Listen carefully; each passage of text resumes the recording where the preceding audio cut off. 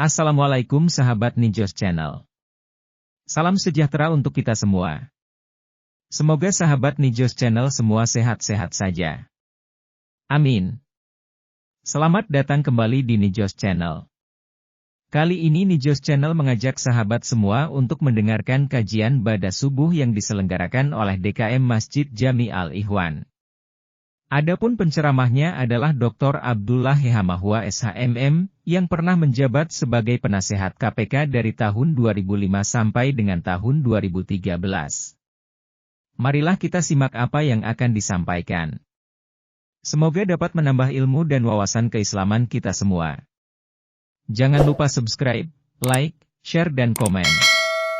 Selamat menyaksikan. Assalamualaikum warahmatullahi wabarakatuh. Bismillahirrahmanirrahim. Alhamdulillah wa nasta'inu wa nastaghfir wa na'udzu billahi min shururi anfusina wa sayyiati a'malina. May yahdihillahu fala mudilla lahu wa may yudlil fala hadiya lahu. Asyhadu an la ilaha illallah wahdahu la syarika lahu wa asyhadu anna Muhammadan abduhu wa rasuluhu. Amma ba'd. Allah Ta'ala firman karim billahi minasyaitonir rajim. Ya ayyuhalladzina amanu kutiba alaikumussyam kama kutiba alal ladzina min qablikum la'allakum tattaqun. Jemaah salat subuh insyaallah dirahmati Allah SWT. Tidak bosan-bosannya kita menyampaikan rasa syukur, puja dan puji kepada Allah SWT yang atas rahmat, taufik dan hidayahnya kita masih memiliki nikmat iman, nikmat Islam, nikmat kesehatan dan nikmat kesempatan sehingga kita dapat bermuajahah dan melaksanakan salah satu kewajiban ain secara jamaah salat subuh, dan kita lanjutkan dengan sedikit talabul. Tidak lupa salawat dan salam kepada junjungan kita Nabi besar Muhammad sallallahu alaihi wasallam, keluarga, sahabat, tabi'in sampai kepada kita sekalian. Karena satu pekan lagi insyaallah tanggal 1 kita akan Ramadan tahun ini, maka biasa pada awal tahun Januari saya mulai dengan bab akidah selama 3 bulan, baru kemudian bab syariah 3 bulan, kemudian bab akhlak 3 bulan, dan bab sirah nabawi 3 bulan. Maka hari ini kita masuk kepada bab akidah, tapi khusus tentang paradigma ketauhidan, yang pada paradigma ketauhidan itu kita bicara tentang Allah sebagai perencana. Allah sebagai perencana, salah satu dari sekian perencanaan Allah itu adalah bagaimana orang Islam itu harus dimulai dengan amanu, iman. Sebab tanpa iman maka kemudian semua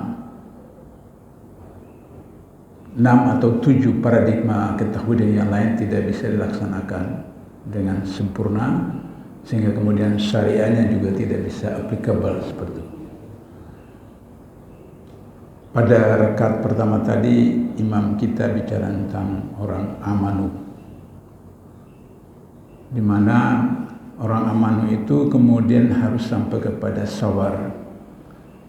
Apa itu sabar? Orang yang mendapat cobaan dalam soal kelaparan, kehausan, pertanian yang gagal dan seterusnya sampai kepada nyawa seperti itu.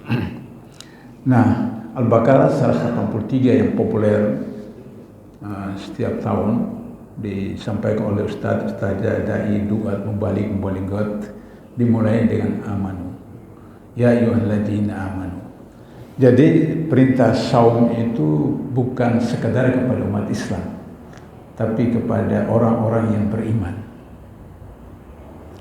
Tanpa orang beriman tidak bisa melaksanakan saum dengan benar. Sehingga dengan begitu, ini masih ada 1 pekan. Kita harus siapkan diri untuk menjadi orang aman, sehingga kita bisa melaksanakan salah satu rencana Allah itu untuk bisa kemudian menjadi takwa. Karena akhir ayat itu la'allakum tattaqun, semoga, agar, mudah-mudahan. Artinya belum pasti kita menjadi takwa setelah 30 hari atau 29 hari Ramadan. Bukti bahwa pada bulan Ramadan atau akhir Ramadan ada orang yang ditangkap. Apakah korupsi, apakah narkoba, apakah pembunuhan, apa macam-macam pilihan ada. Berarti orang yang saum belum tentu dia menjadi orang takwa. Seperti itu. Sehingga amanu berarti kita berada dalam konteks memahami konsep iman. Yang kita semua sudah tahu, saya hanya ringkas mengulangi lagi. Percaya kepada Allah. Percaya pada Allah itu harus dalam pemahaman, memahami, menghayati, mengaplikasikan. Percaya kepada Allah. Dengan percaya kepada Allah, maka kemudian kita sampai kepada rukun iman yang kedua, mempercayai para malaikat sebagai tanda petik kabinetnya Allah. Hamba-hamba Allah yang ditugaskan untuk operasional program-program perencanaan Allah. Kenapa dalam Al-Quran sering Allah menggunakan kata kami? Sekali-sekali Allah menggunakan kata ini. Menggunakan kata kami berarti Allah bersama para malaikat. Nah, sehingga begitu maka dalam hukum iman itu kita harus percaya kepada Allah, juga percaya kepada para malaikatnya. Jika kita percaya kepada para malaikat, maka kemudian malaikat tidak bisa hadir dalam bentuk manusia, maka kemudian untuk melaksanakan perencanaan-perencanaan dalam program Allah itu, maka harus ada manusia yang ditunjuk sebagai orang-orang pilihan dan kemudian kita kenal dengan Nabi dan Rasul. Berarti rukun iman yang ketiga itu adalah kita harus percaya kepada Allah dan Rasul. Baru kemudian kita harus percaya bahwa siapapun kita pasti mati. Pasti mati. Siapapun. Karena itu maka mati bagi orang sekuler ya selesai. Orang-orang kafir mengatakan, apakah kita sudah mati jadi tanah bisa bangkit lagi, hidup lagi? Bagi orang yang tidak beriman, tapi orang beriman pasti ada hari pengadilan, hari akhirat. Baru kemudian semua yang sudah ada di bumi, di akhirat, surga neraka sudah tertulis. Yang kemudian kita paham dengan qada dan qadar. Jadi saum itu pada orang yang beriman. Kata saum dalam Al-Quran cuma satu kali disebut. Kata syam itu 16 kali. Nah, Al-Baqarah 183 itu menggunakan kata syam. Ya ayyuhalladzina amanu kutiba alaikumus syam. Hai orang-orang beriman, diperintahkan kepada kalian itu bersyam, puasa, sebagaimana orang-orang sebelum kamu. Berarti ada umat-umat yang lain juga diperintahkan untuk puasa. Bukan hanya kita, Yahudi dan Nasrani. Perbedaan Yahudi dan Nasrani dalam puasa dengan kita adalah Yahudi hanya hari Sabtu 24 jam. Orang Nasrani hari Paskah. Sedangkan orang Islam sebulan penuh Ramadan, 29 atau 30 hari. Yang kedua, Yahudi dan Nasrani tidak disunahkan sahur, sedangkan Islam disunahkan sahur. Dan kemudian diakhiri dengan Idul Fitri atau sholat hari raya. Kalau kita tidak melaksanakan saum Ramadan itu berdasarkan iman, padahal agama-agama samawi yaitu Nasrani, Yahudi, dan Nasrani juga diperintahkan, maka kita akan rendah daripada hewan, karena hewan itu juga berpuasa. Ada 10 jenis hewan yang puasa. Penelitian sains menyebutkan ada 10. Kita di kampung kalau peraya ayam kampung, terus dia bertelur kemudian mengerang. Ayam betina itu puasa 3 pekan. Ketika dia mengerang, dia tidak turun, dia tidak makan, 3 minum, 3 pekan. Kalau misalnya dia turun cari makan atau apa, maka kemudian telurnya itu akan rusak. Dia harus erang, dia harus kerami, dia harus apit itu telur. Jadi ayam betina itu puasa 3 pekan. Ular ketika mengganti kulitnya itu beberapa bulan dia tidak bergerak, hanya di sarangnya, di tempat tinggal itu. Dia tidak makan, tidak minum. Ikan jos, jos ini bahasa Inggris. Ikan besar, ikan hiu. Ikan hiu itu bisa sampai berbulan-bulan. Dia tidak. Apalagi kalau dia makan singa laut. Singa laut kan besar. Itu berbulan-bulan dia tidak makan. Ada satu hewan salamander. Bentuknya seperti ular. Dia lebih banyak tinggal di gua depan laut. Itu 11 tahun. Hasil penelitian sains terakhir itu 11 tahun. Dia tidak makan, tidak minum. Jadi poin kedua yang saya ingin sampaikan adalah bahwa kalau orang Islam dewasa tidak bersaum seperti yang dilaksanakan oleh Rasulullah dan para sahabat, maka kita jauh lebih rendah derajat kita daripada hewan.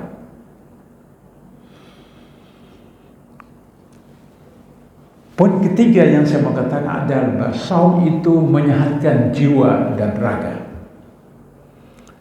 Kata Rasulullah, bersaumlah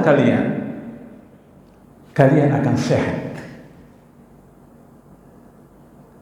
Jadi kalau ada orang yang mengatakan bahwa dia gastrik, sakit mah, tidak saum, tidak puasa, itu salah.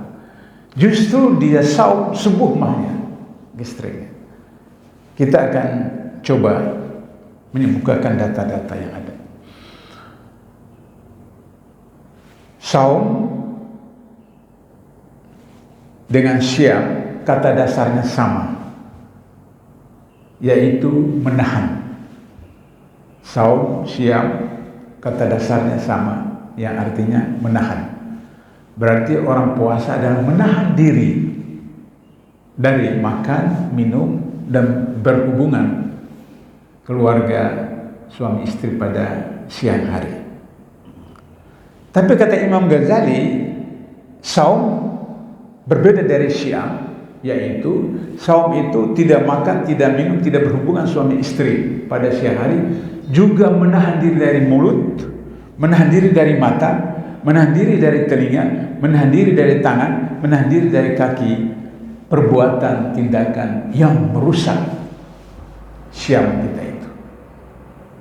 Ini yang dimaksud oleh Rasulullah, bahwa mereka berpuasa siang hari, tapi tidak ada yang mereka peroleh kecuali lapar dan dahaga. Bapak Ibu sekalian, anak dan cucu saya umur 4 tahun, 5 tahun sudah puasa. Hari-hari pertama biasa sampai zuhur, dia lapar, dia haus, ibunya kasih. Atau waktu anak-anak saya masih kecil, istri saya kasih. Tapi hari kedua sampai asar, hari ketiga terus sampai. Jadi kalau untuk misalnya tidak makan, tidak minum, anak TK itu bisa, apalagi orang dewasa. Hanya tragisnya adalah bahwa orang Islam itu saum, puasa, tapi tidak sholat atau jarang sholat. Ini survei terakhir beberapa waktu yang lalu, dari 285 juta penduduk Indonesia, katakanlah 250 juta umat Islam. Hasil survei terakhir itu yang sholat itu 30%. Di Indonesia 30%. Dari 30% yang sholat itu, yang sholat di masjid atau musala itu 2%. 2% yang sholat di masjid atau musala itu, yang sholatnya diterima itu 0, Jadi bisa kita mengerti kenapa kondisi umat Islam seperti ini. Cuma 0, sholatnya diterima. Jadi jangan kita kira bahwa dalam sholat atau dalam saum itu tidak ada korupsi. Orang mengira korupsi itu hanya ambil uang negara, hanya ambil uang pemerintah, hanya ambil uang perusahaan dan sebagainya. Tidak. Dalam sholat ada korupsi, dalam saum juga ada korupsi. Karena itu maka di lain ayat kata Allah, inna sholata tanha 'anil fahsya wal munkar, sesungguhnya salat itu mencegah seorang daripada keji dan mungkar. Tapi di lain ayat surat Al-Maun, fawailil musalli, neraka wae bagi orang salat. Dia salat tapi masuk neraka. Neraka wae itu neraka paling bawah. Karena korupsi dalam salat. Alhamdulillah di sini seperti sering saya katakan, tidak ada yang korupsi dalam salat, yaitu tumanina. Korupsi dalam sholat itu ada tidak tumanina, yaitu bergerak mendahului imam atau bersamaan dengan imam. Itu korupsi dalam sholat. Dan itulah maka kemudian target sholat itu mencegah diri kita dari keji mungkar tidak tercapai. Begitu juga saum. Sehingga dengan begitu maka saum itu, siam itu membuat kita menjadi jujur. Nanti bulan Ramadan kita mau wudu subuh, zuhur, asar. Sunnah kumur-kumur. Ketika kita kumur-kumur itu kan di dalam mulut air itu. Dan dengan batas tenggorokan kita itu kan 1 senti atau setengah senti. Kan bisa kita telan berupa teguk dan tidak ada yang tahu. Tapi kita tidak lakukan itu karena iman. Yang lupa tadi amanu iman, bahwa Allah tahu batal karena sengaja. Lain halnya kalau tidak sengaja, lupa dan seterusnya. Misalnya saya sedang bulan Ramadan atau hari ini misalnya saya sedang saum sunat, terus saking bersemangat saya terus minum. Tapi kalau bulan Ramadan terus jawab, Ustaz kan Ramadan ini, berarti minumnya itu merupakan rezeki dari Allah, tidak sengaja. Tapi kalau sudah sadar jangan terus kemudian 1 gelas minum seperti itu. Jadi membuat kita jujur. Siang hari jam 12, jam 1 tidak ada orang di rumah, istri pergi ke pasar, anak-anak sekolah, kita sendirian di rumah, di dapur, di kamar. Terus kemudian tergoda, ambil nasi 1 piring, air 1 gelas, kemudian kita makan, kita minum. Menjelang buka kita buat lagi wajah lesu, kemudian ikut berbuka. Bisa.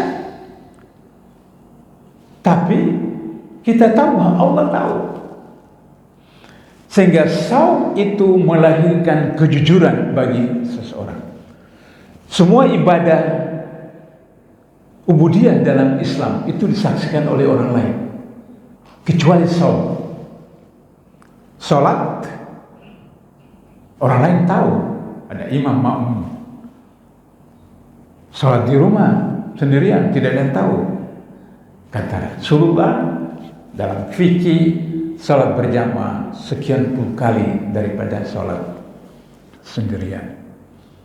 Bahkan yang sering kita sudah sampaikan, kata Rasulullah, jika aku tidak kasihan kepada ibu-ibu di Madinah itu, aku perintahkan bakar rumah-rumah itu supaya laki-lakinya datang ke masjid salat berjamaah. Berarti salat itu ada yang menyaksikan, ada orang lain.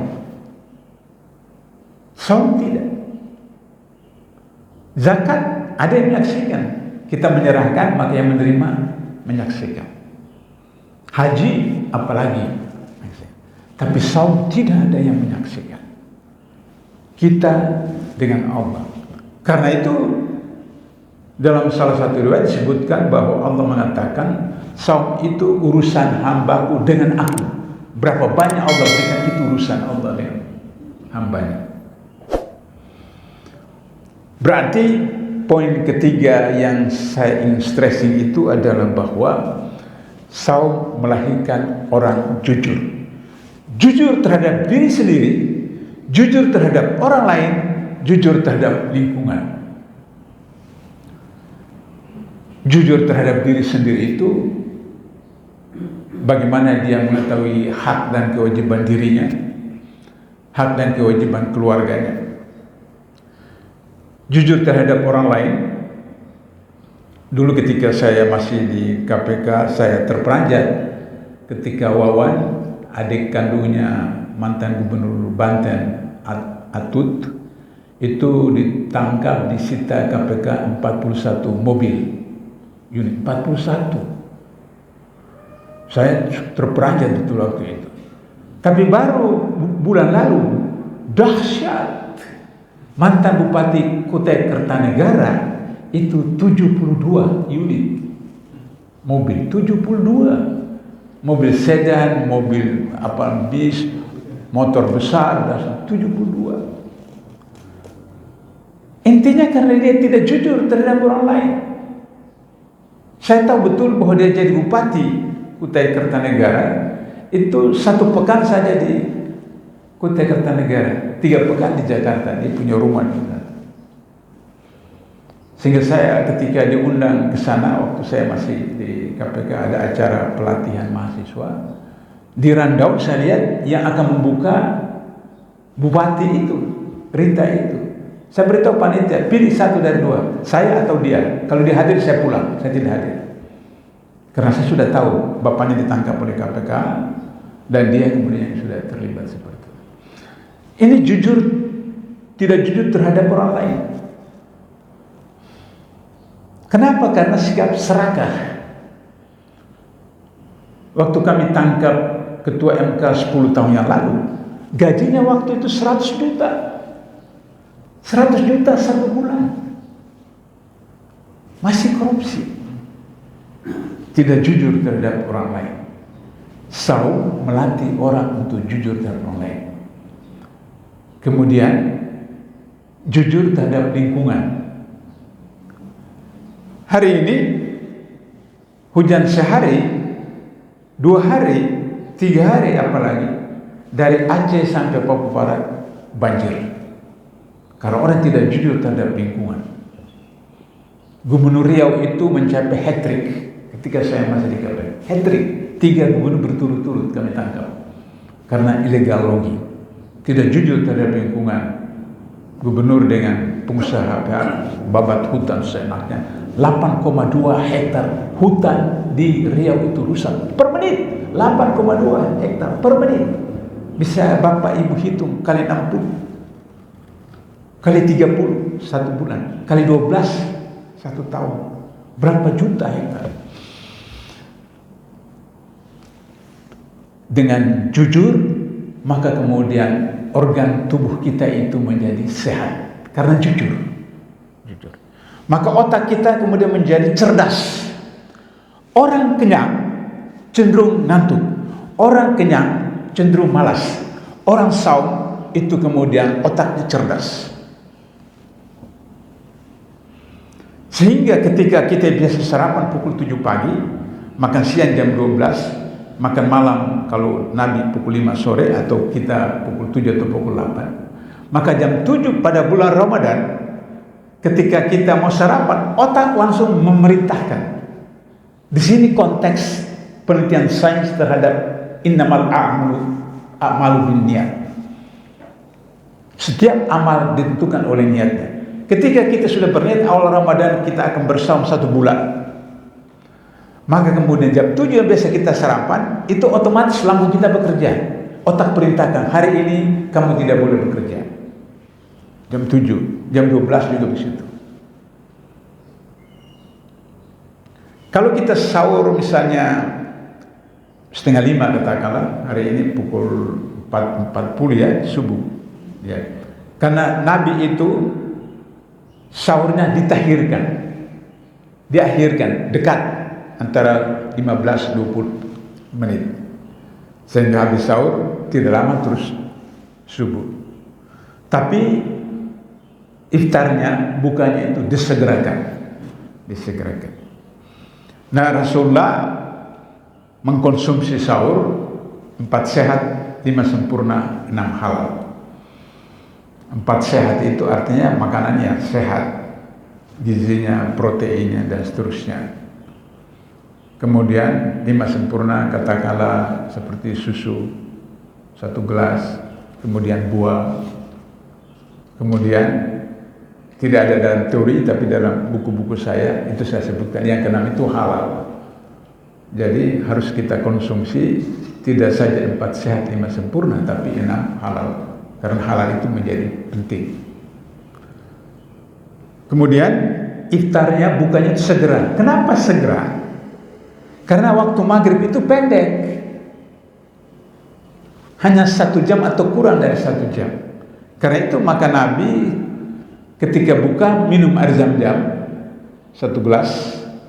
Cara Nabi itu klok klok klok klok klok klok. Jadi tidak melebihi 3 kali itu. Tidak boleh bernapas dalam gelas. Jadi klok klok klok klok klok klok. Karena kalau bernapas di dalam gelas maka kotoran atau karbon dioksida itu masuk ke dalam air, maka kita minum lagi seperti itu. Karena itu Nabi 3 kali teguk, 3 kali teguk, 3 kali teguk. Tidak boleh bernapas dalam gelas seperti itu. Sudah itu kemudian beliau makan korma 3 biji atau 5 biji. Terus kemudian ke masjid. Karena waktu maghrib singkat. Kalau pengalaman kita, ada air merah, air putih, air kuning, air coklat, air hitam. Ada ayam bakar, ayam goreng, ayam apa, ada daging bakar, daging goreng, macam-macam semua. Kita habisin semua.